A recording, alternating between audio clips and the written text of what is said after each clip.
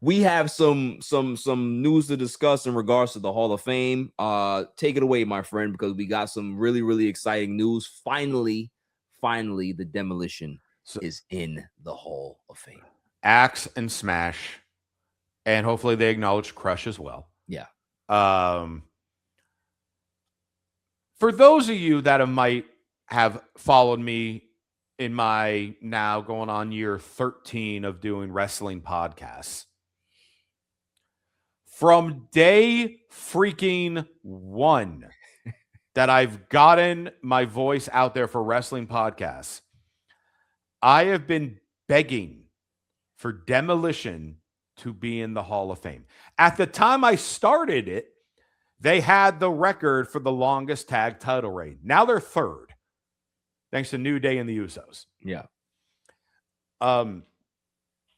They were the modernized Freebird rule, which then New Day followed suit. Right. Excuse me. When they added Crush. Demolition bounced back and forth between heels and faces when they had Mr. Fuji, Hall of Fame manager, along with them. And times, obviously, they worked as babyface. Teamed with everybody. Very famous moment, 1989 Royal Rumble, where they were entrants 1 and 2. And it was just like, what's going to happen? They just started beating each other up. They're like, it's winner take all. We got to do it. But then Andre the Giant was entrant number 3, and they're like, oh, back to being a team because it's a freaking giant. They did so much for tag team wrestling that has not been properly acknowledged. And then, some people might ask, well, why did it take so long? Well, for many years, they were involved with various lawsuits against WWE. Mm-hmm. So they were I don't know if I would use the word blackballed. Estranged. That's a better word. Estranged. And as much as people talk about Triple H and his booking decisions as of the last several months, one thing Triple H has been notoriously great at is bringing peace and mending fences amongst people that had bad falling outs with whether Vince or something with WWE, Demolition, or two of them.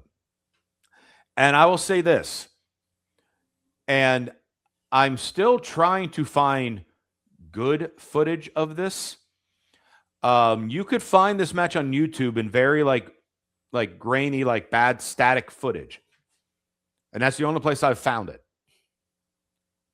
A match that has always stuck with me my entire life from a little kid watching wrestling.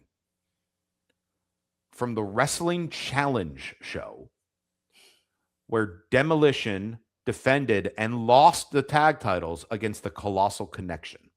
Wow. Of Andre the Giant and Haku.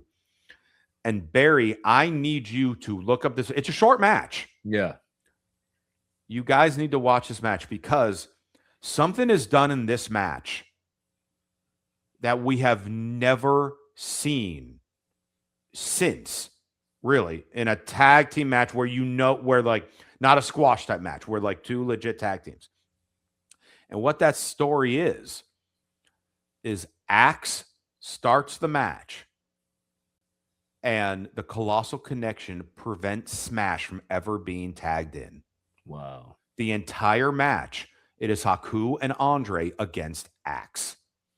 And it is the best type of ring psychology for tag team wrestling you will see in a 5-6 minute match, because they prevent the fresh partner from ever getting in. He can never makes the hot tag. And you've never seen that happen since, because you want you want that pop. You want that chance of a comeback. You want it to be an even match. For a tag team title match, they prevented one of the champions from ever getting in the ring. And I really don't think at that time frame there would have been a tag team that would have sold it better. Because, I mean, yeah, you had the Legion of Doom, you had the Hart family, you have all these other great tag teams in that era.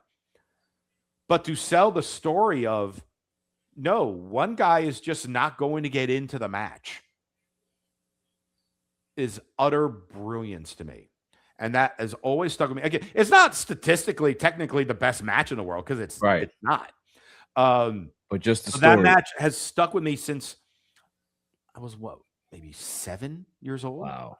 8 years old when that match happened. And then it would have been 1990 because that led to the rematch at WrestleMania 6 where Demolition won the tag titles back. Right. So that would have been sometime in between around 1990, early 1990. So I would have been about 7 years old. Wow. And it's that's just one example of all the different things Demolition went on to do.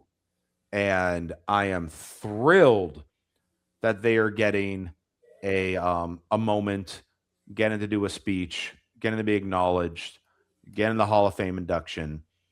And furthermore, I think it would be hilarious. I'm now just jumping to a comedic bit. For one of Danhausen's demands to be met, because he's already got the face paint. And Crush, unfortunately, is no longer with us. He comes out in Demolition paint. Well, his paint is already kind of close to it. Yeah. So he doesn't change the paint. He doesn't change the paint. But all of a sudden, maybe not at the actual Hall of Fame, maybe a backstage segment during Mania, and somehow Demolition are involved with it. Becomes honorary Demolition member. So it's like, oh, I got my Hall of Fame. I'm in. Nah, all of that was well said, man. Like you said, unfortunately, Crush is not with us anymore, but at least 2/3 of them get to tell their own story, right? And that's the beauty about never say never when it comes to WWE, right? Like, it doesn't matter how long you've been estranged from the company, whatever happens. Like, we've seen so many unheard of comebacks. I would have never guessed that CM Punk would ever come back. And he's here. I would have never guessed that the Ultimate Warrior would ever come back to WWE with all of the bad blood that was going on, right? And this is just one of those as well. Like, I just remember how great the Demolition was as a kid. Like, just their attire, just the way they presented themselves. They were just larger than life. You know what I mean? Larger than life. And that's what I want the Hall of Fame to be about. Like, it's not about the fringe guys that are getting in. It's all the celebrity wing nonsense. Like, this is what makes the Hall of Fame great, because those guys are clear-cut Hall of Famers. They have such a respect for the business, and they pave such a road that hopefully one day we can be able to have a tag team division that has that type of respect, and they go ahead and they go above and beyond to be able to represent the tag division, because it's such an important part of wrestling that has been just kind of thrown to the wayside, right?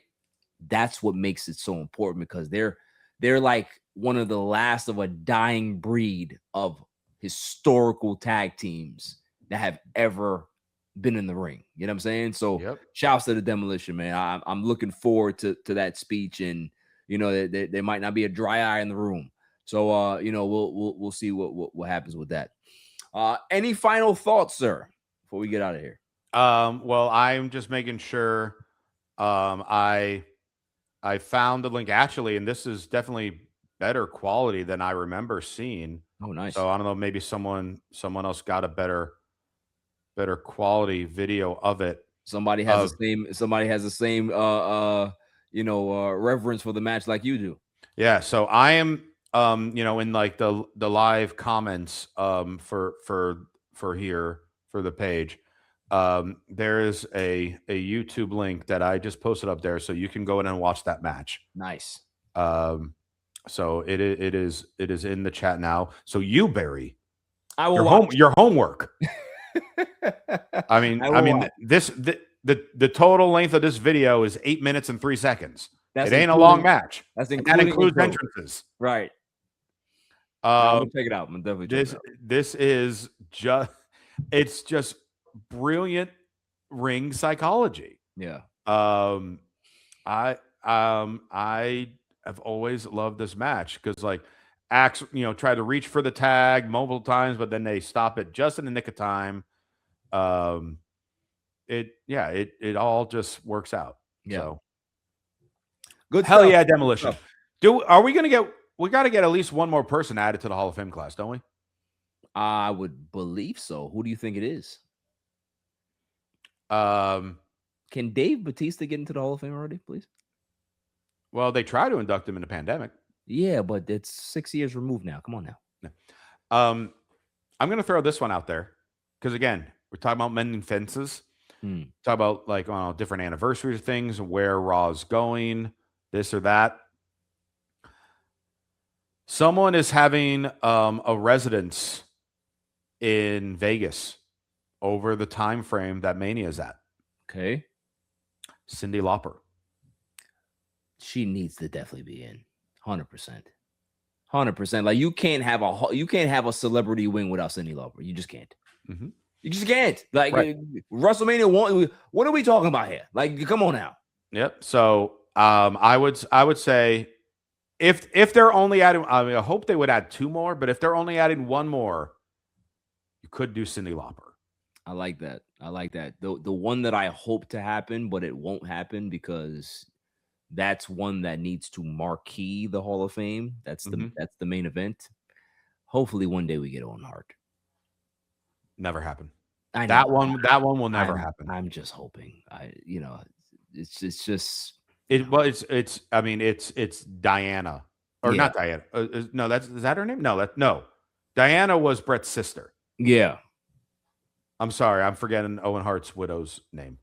But she has like like the gripe with WWE. I don't see that one ever happen. And I agree, it is unfortunate. Yeah. Sucks. Owen, he's obviously in the argument for greatest wrestler to never be champion. Yep.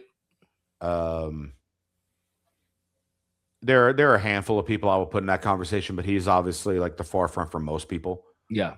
And if I'm talking just WWE champion, then I also throw Rick Rude in there. I also throw William Regal in there. Kurt Hennig as well. And people will throw British Bulldog as well. That's probably like the key, like the big 5, maybe. Yeah. I'm sure I know there's a couple we're forgetting. Yeah. And not that we're holding you off. We just forget. We're human. We're also old. We forget things. But sadly, I don't see Owen. Yeah, like I said, man, I hope one day it happens, but I can't blame I can't blame his widow for not being able to get over and mend those fences just because of all the stuff that happened after. Right.